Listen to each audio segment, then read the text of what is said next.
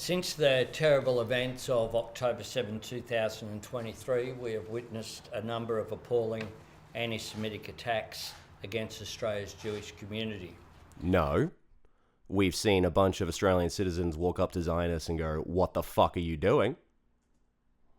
I've made it clear that these sorts of incidents have no place in Australia and that I wanted ASIO and the AFP to investigate as a priority. He's going to use Australia's police to ensure that the Zionist propagandist's viewpoint is adhered to.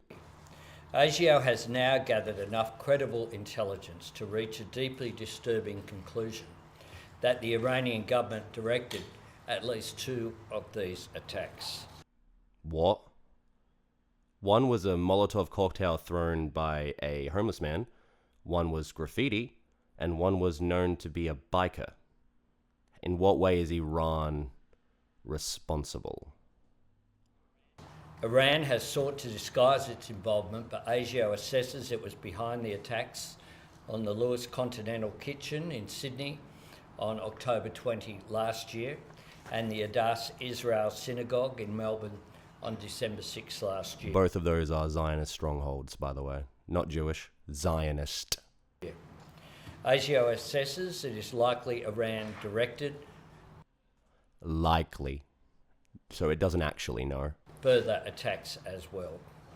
These were extraordinary and dangerous acts of aggression orchestrated by a foreign nation on Australian soil. More fear-mongering?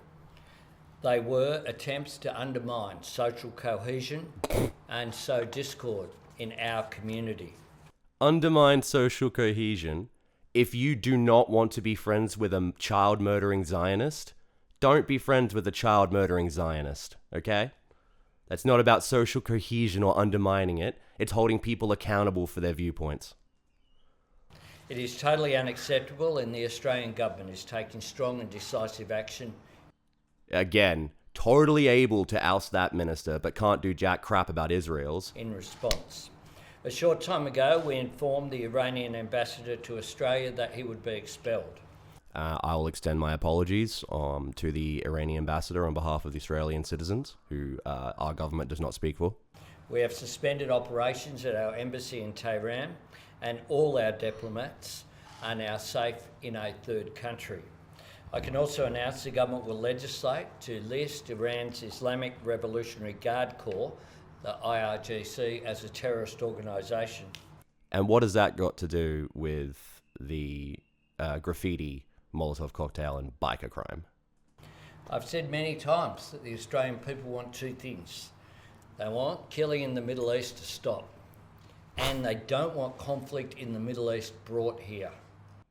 No. What we want is for you to sanction Israel. You need to sanction Israel because they're committing a genocide.